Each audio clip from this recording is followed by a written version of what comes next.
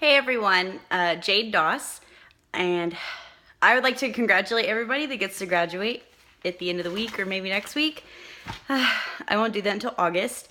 Still have 12 hours left to finish up my degree. And I'd also like to apologize for this video. I have to record with my phone. I'm having some major technological difficulties this evening. This is probably like the 15th time that I've tried to record this. So let's get into this thesis project. And, well, my thesis paper, I did not have time to do a project. Unlike some other classmates, I really wish that I did, though, and their projects have been really great to look at. And it's been interesting to see what everyone picked for their projects and what they found would be interesting and unique to them, because let's face it, you had to be really into whatever you were researching to do a good job with it this semester. And also, if you see me looking down or around, I'm just trying to follow my notes that I've written to stay on track. So my paper is entitled Border Security, Policy, and People, and I know it sounds super, like, either really interesting to you or really boring to you, and I apologize if it's really boring. It was kind of boring for me too, but it was interesting to say the least. So my personal interest in public policy and constituents in law and legislation stems from a long time ago, like student council, student government, things like that. I also served in the Air Force for 7 years, and so got a lot of policy with that one too. And now I currently work for a state representative, and I really enjoy that, but I won't be retained in the interim, so I'm currently looking for another position, but I'm hoping to get on as a district director or to go congressional and work for the local congressman in my district. So it's no surprise that Texas spends millions upon billions of taxpayer dollars to secure the border and fund the people that are coming in over from the border. And it's interesting to see some of the numbers that I actually got from the Department of Public Safety and as well from other municipalities. So the Texas Department of Public Safety, or DPS, has spent over $1.3 billion on securing the state's border with Mexico. And that isn't just securing it, it is hiring DPS officers, it's training DPS officers, it's moving DPS officers, it's deploying them to the border, it's giving them the right equipment they need, it's ensuring that their families are well taken care of while they're serving along our border, and it's also has to go with the infrastructure of maintaining all these offices and administrative assistants and things like that. And then also municipalities along the border, and maybe not so along the border, Houston, Dallas, Austin, San Antonio, they've all spent a collective $3.1 billion on port of entry maintenance and regulation and operations, healthcare, education, housing for colonias that pop up all of a sudden, and incarceration of illegal immigrants or undocumented people, whichever you prefer. So recently, during this 85th legislative session, a couple of members filed a House concurrent resolution number 52. An HCR, a House concurrent resolution, is a thing that legislatures will file asking for Congress to recognize, in this case, reimburse. It's basically just a formal appeal to the United States Congress and sometimes it's to memorialize somebody or something or somewhere, but in this case, it's asking the federal government to reimburse the state of Texas for its billions of dollars spent. Even as far as back from 2014 in the Rick Perry days, when he borrowed quite a bit of money from our rainy day fund to cover the border, back when we also had a very big budget. So, and this is a quick excerpt from HCR 52. It says, the executive branch and U.S. Congress have consistently delayed meaningful action on border security, forcing Texas to expend significant resources to keep the international border with Mexico secure and placing an undue burden on the state's taxpayers. So, as a political scientist and university studies major, with that part of my degree, I was able to select political science, public relations, and communications. And each of them are really unique to me, and I'm really fortunate because I already get to practice them already. I've worked in PR professionally, and communications is something we do all the time, but now I can actually point things out in communications, and I believe that it's made me a better public speaker, more comfortable, and things like that. But to dive more into the communications aspect is, now that I've taken pretty much every class I have to take for it, I have a pretty strong understanding of the mass media's agenda to frame their message to their viewers, or to put in their biases towards a particular thing, person, place, whichever it may be.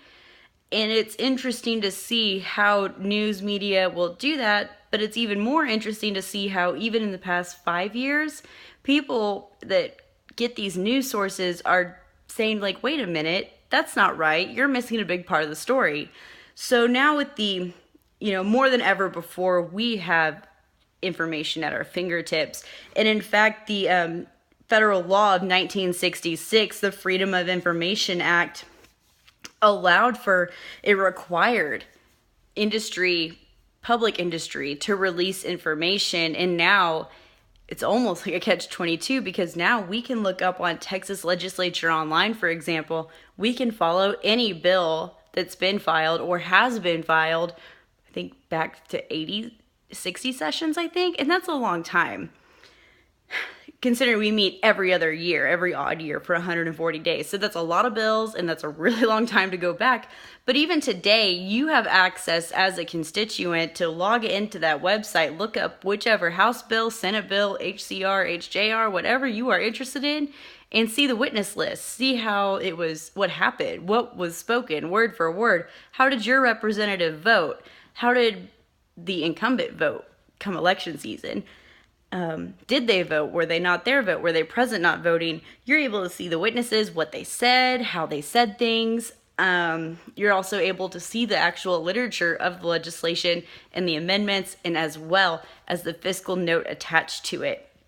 So with House Concurrent Resolution 52, that's already passed. So we have sent our formal notice to U.S. Congress saying, hey, we would like to be reimbursed for this. Is it going to happen? Probably not, because U.S. Congress will say, well, actually, the United States Congress and the United States in general seems to believe that border security is more of a joint custody instead of just a sole federal responsibility. And that's what all my research has proven to be so far, is that these are they just can't handle the border. And it's not even the Mexico border, the Canadian border, the U.S. territories, things like that. So there's quite a bit that the federal government is trying to kind of offset this expense by sharing the border responsibilities with these states. So I only researched Texas. I think if I had gotten into Arizona, California, New Mexico, it would have been even more overwhelming than it was, and even more challenging to stay on track, because also the political climate of each of those states are very, very different from one another, and Texas is almost unique in its own right. So with that being said, sorry, I lost my train of thought. With that being said, the Texas has been really interesting, because not only did they file a lot of bills to seek reimbursement from congressional people in the federal government, the executive branch, calling them out essentially, they also filed and passed Senate Bill 4 in almost lightning speed.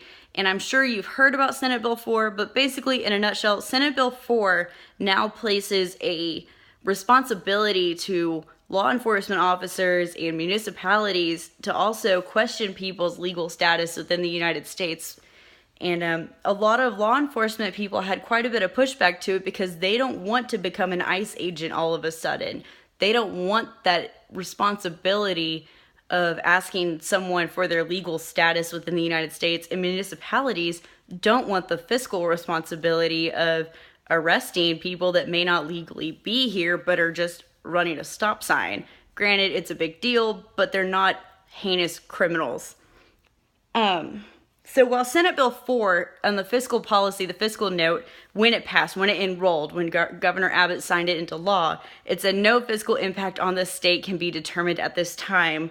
However, municipalities did studies and submitted this, and the city of El Paso alone is citing that nearly $100,000 to $150,000 expense within the first year. So this is only going to drive up the expense of border security for Texans. And securing the Texas border and the cost on taxpayers and people that live in the cities, it's going to have a huge impact on response times for medical services, things like that. It's just been a really interesting session to work down there, and also to read the research throughout this whole semester.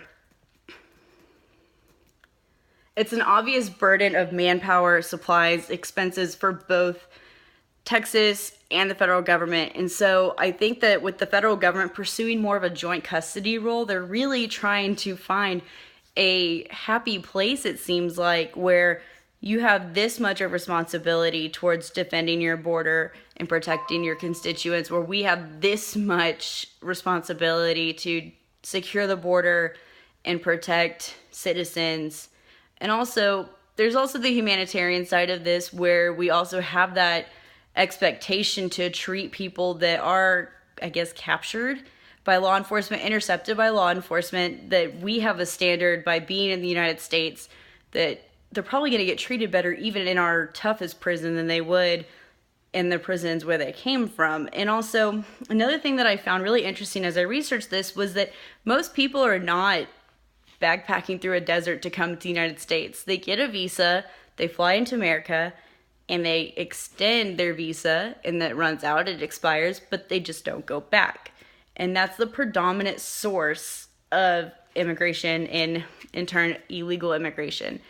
So it just really depends on where you're going to get your media from, who you're going to listen to, where you're going to research your policy.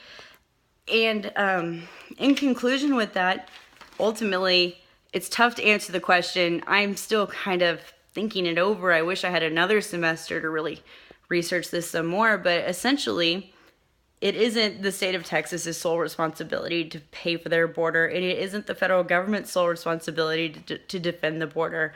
It's truly a joint custody, but the United States and the state of Texas have not had that sit-down conversation, and they'll probably never will, because they'll probably never be able to agree on how much, what's the dollar amount per border, per state. Could you imagine? It'd be interesting, to say the least. So nevertheless, thanks for standing by and watching this. I'm looking forward to comments and any questions. I've enjoyed working with each and every one of you, reading your comments and your threads throughout the whole semester. And I have to say, this has been the most interesting integrative studies course I've taken at Texas Tech, and I really wish that I had this professor all along. It's been a great semester, and it's been a great course, and I appreciate everybody's input and opinions, and I wish you all the best of luck in your futures. Congratulations again, and we're done.